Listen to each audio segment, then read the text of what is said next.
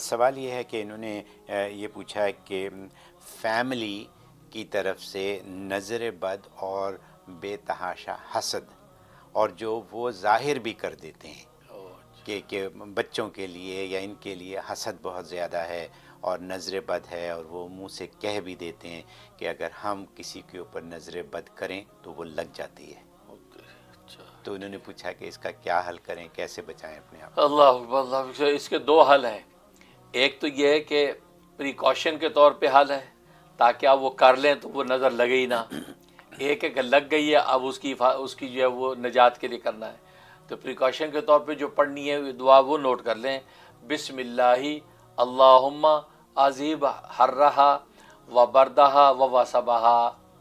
یہ دعا روزانہ 3 مرتبہ پڑھ کے اپنے بدن پہ دم کریں، پڑھ کے بچوں کے اوپر پھونک دیں، یا آئینے کے سامنے کھڑے ہو کے پڑھ کے آئینے پہ اپنے آپ پہ پھونک دیں. تو یہ 3 دفعہ بڑا بچہ کوئی بھی روزانہ یہ دم کر لیا کرے. اس کا فائدہ یہ کہ وہ آئندہ کوئی نظر لگائیں گے تو نظر لگے گی نہیں، یہ فائدہ.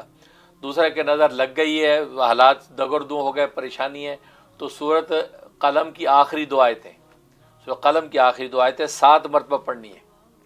اول آخر جو ہے ایک مرتبہ درشی پڑھنا ہے، اور پڑھ کے جو اپنے بدن پہ دم کرنا ہے، تھوڑے سے پانی پہ دم کر کے پانی پی لینا ہے. بچوں کو ہے تو بچوں کو پانی پلا دینا ہے، گھر میں چھڑک دینا ہے.